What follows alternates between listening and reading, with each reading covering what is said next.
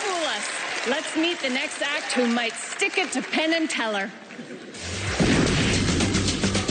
Most people think you're either born creative or you're not, and that is so far from the truth. Creativity is like anything. It's a muscle, and the more you use it, the better you become with it. I got into creating magic about 8-9 years ago. My claim to fame is an item called pyro, which is a wrist-worn fire shooter. I think pyro was a big hit because who wouldn't want to shoot fireballs from their hands? I don't create things to fool normal people. That can be pretty easy. My job is to not only fool laymen, but get magicians to buy products that I create. Well, tonight, it's me bringing Penn and Teller something I'm positive they've never seen before, and it's just about me standing there trying to fool them.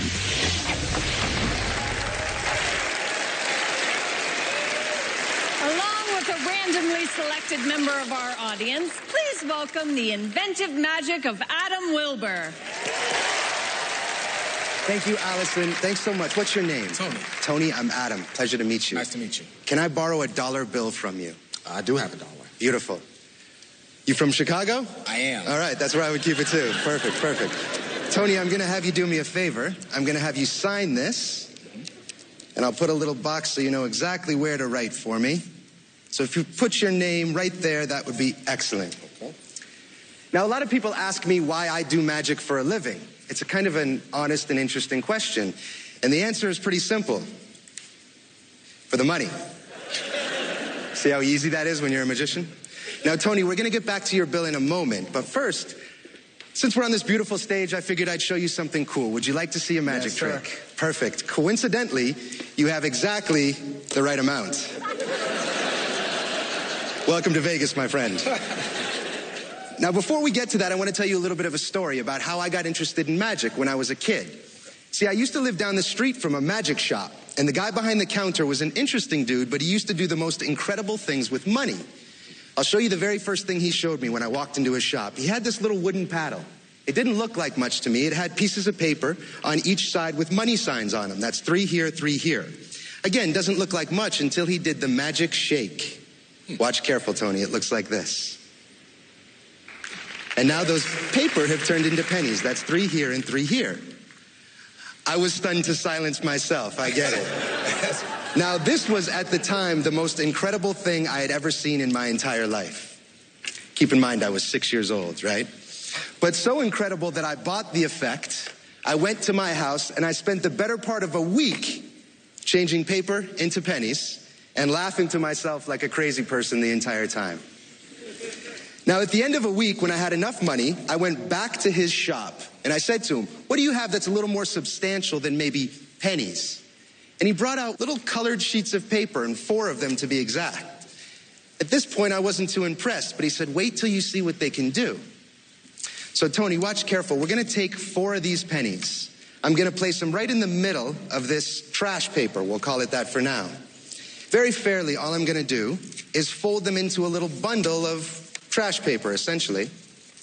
Now, at this point, as a little kid, I wasn't too impressed, much like our audience here today. Nothing happened just yet until he did the magic shake. He opened this up, and to my surprise, he had 5 times the money he started with. Watch careful, because those pennies have turned to nickels. Right? Mind was blown.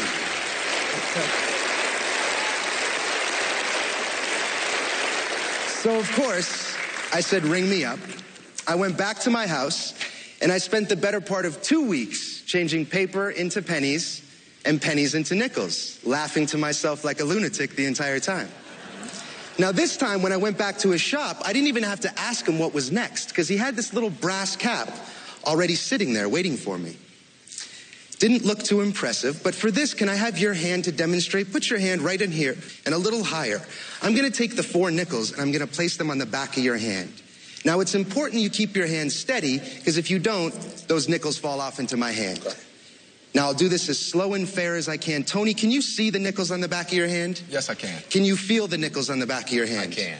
And can you see this empty, weird-looking brass cap? I see that weird cap. Watch this. We put the cap over the nickels, and we wait. Now, of course, we need that magic shake. This time I do it. Oh. Beautiful. I was going to shake for you. Perfect. Now, Tony, be honest. Does your hand feel a little bit lighter than it did? Not so much. See, it should, because dimes are lighter than nickels. 4 dimes from 4 nickels. Thank you very much. Thank you. So I went back to the magic shop, and I asked the guy, do you have anything with foldable money, something I could actually make a living with? And what he showed me next changed my life.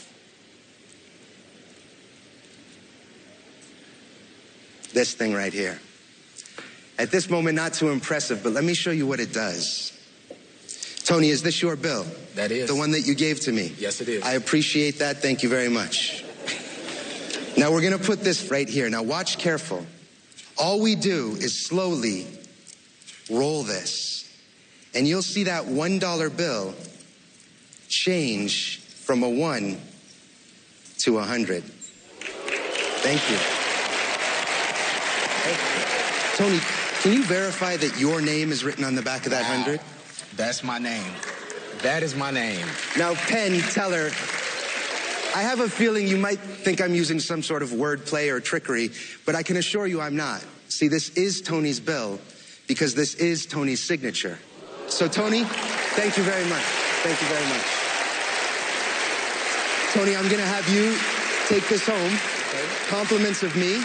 Don't worry, I can make many, many more. Let's all give Tony one big round of applause as he takes his seat. Thank you. Thank you, sir. Let's hear it for Adam Wilber. Thank you very much. That's amazing. Thank you. So, an inventor. I love that creativity process of trying to make a problem that's both entertaining and fun to watch, but also fooling at the same time. Do you have more tricks in the pipeline that you're sort of... I do have a few that are far-fetched ideas, but I think that's where the best magic comes from. Thinking way outside of a box of impossibility and then whittling it down to something that's a happy middle ground, you know? Do you, like, wake up in the middle of the night with, like, I do. an idea? I'm like, I do. oh, I gotta try it. Yeah, anyone here, always keep a notebook by your bedside, and it's one of the biggest keys I can give you. Okay, looks like the guys are ready.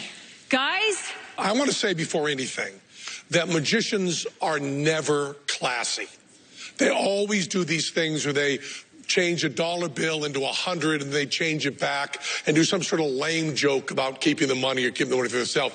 Giving the guy the $100 bill as a souvenir is classy and the way to go. We've never seen a magician do that. Really, really. Thank you. Thank you. Now, we all know these words. I'm just going to rattle off really quickly. We all know paddle moves, cap and pence, and Buddha money mystery. We all know those. And those are done beautifully in a really nice routine. But the question is, how did you get the signature on the bill? And there are 2 solutions that we could think of. And I want to ask you one question before that. And that is, can we look into that Halberton case you have there? Please. Okay, we're not gonna. We just want to know if we could. Sure. We have a huge amount of information once you said that. And if you were bluffing on that, you're a genius. Just a genius. So I think that little question and answer gave us a little window into how you might have done this trick. A little bit of a way to frame the whole thing and get a very clear idea of how you ended up giving that guy a $1 bill turned into 100 with his signature right on there. It's a wonderful, wonderful act. Thank you very much, but no window whatsoever. I know where you're going. Absolutely not. No window in at any all. shape or form. No. And we can look in the case? Yes. Seems like the wrong guess, even though I don't know what they're talking about. Wait. Oh, this is exciting, people. Oh, there's no window in there. No. I don't know what that means.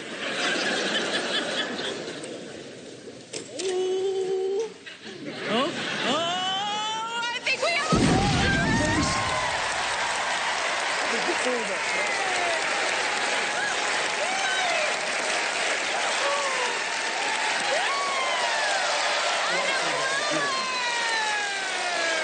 Congratulations!